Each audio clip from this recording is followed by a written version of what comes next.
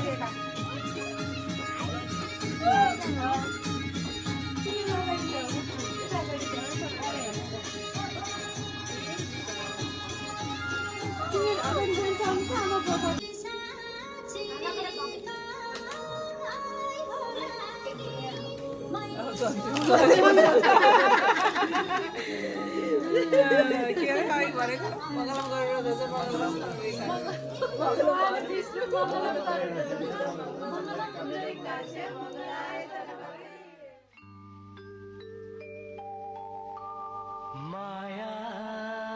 के होला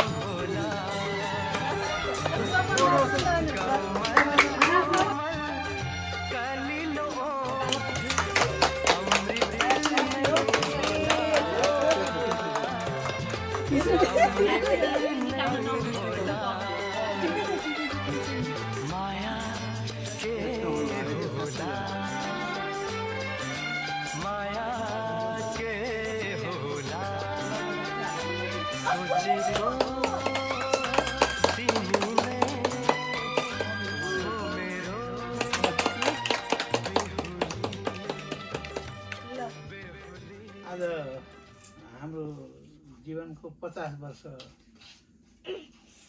कसरी बिते भन्ने बारेमा म संक्षेपमा यहाँ केही कुराहरू राख्न चाहन्छु।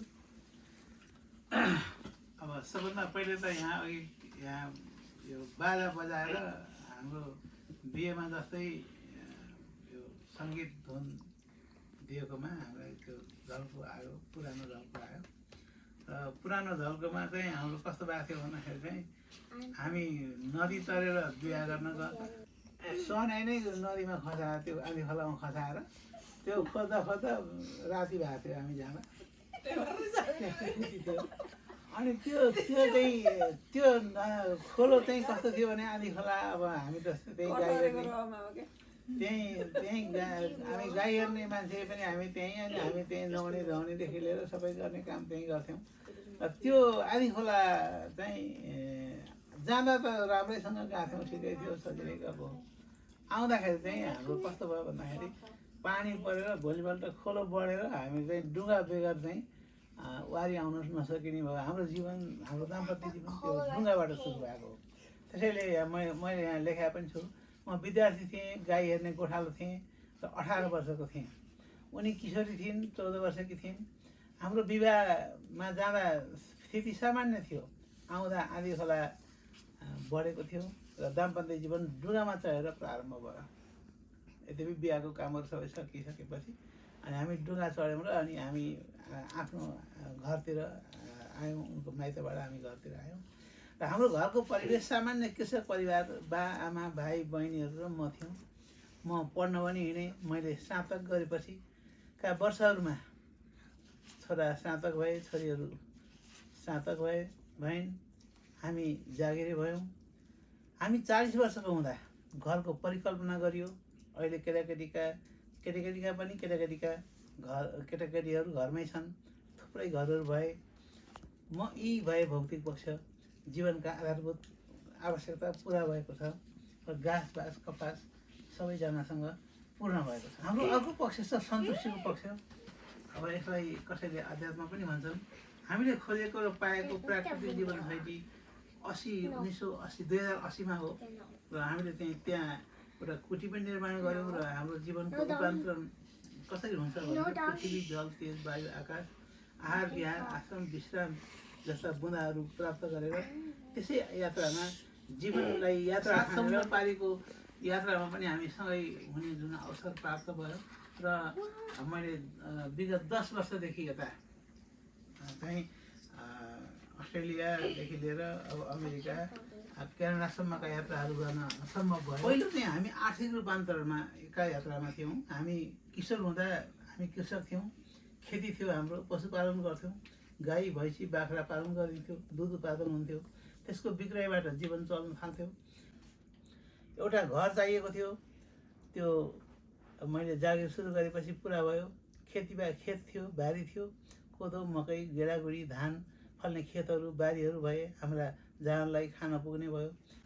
अब हाम्रो जीवनमा यो आध्यात्मिक रूपान्तरण चाहिँ लगभग 5-6 वर्ष यता हामी अमेरिका हुँदाखेरिको प्रसङ्गसँग जोडिएको छ। हाम्रो 50 वर्षको यात्राको यो बिन्दुमा आइपुगेला भन्ने पनि थिएन। बिचमा त अनेक सङ्कटहरू, अब जीवन त सहज खोलो जस्तै बगाए हुँदैन। खोलो पनि ठाउँ ठाउँमा ठोक्किने, फेरि फर्कने, अनि कहीँ थुनिने, कहीँ गर्ने गर्छ। त्यस्तै हाम्रो पनि जीवन उति धेरै सङ्घर्ष त भन्न मिल्दैन, तर सङ्घर्ष नगरिकन घर पनि बनेन होला भन्नुपर्छ। सङ्घर्ष नगरिकन कुनै काम पनि भएन होला भन्दाखेरि चाहिँ र पुरानो कुरालाई, नराम्रो कुरालाई छोड्दै राम्रो कुरालाई फेरि पनि हामीले के गर्दाखेरि संशोधन हुनसक्छ, के गर्दा सन्तुष्टि हुनसक्छ, जीवनमा सन्तुष्टि नै ठुलो कुरा हो भन्ने ठान्दै अहिले देख्दा के देख्छु भनेदेखि अब मेरा उत्तराधिकारीहरूको गर्नुपर्ने कर्तव्य सबै पुरा गरेको जस्तो मलाई आफूलाई लाग्छ। सँगै बस्नु पाउँदा मेरा परिवारसित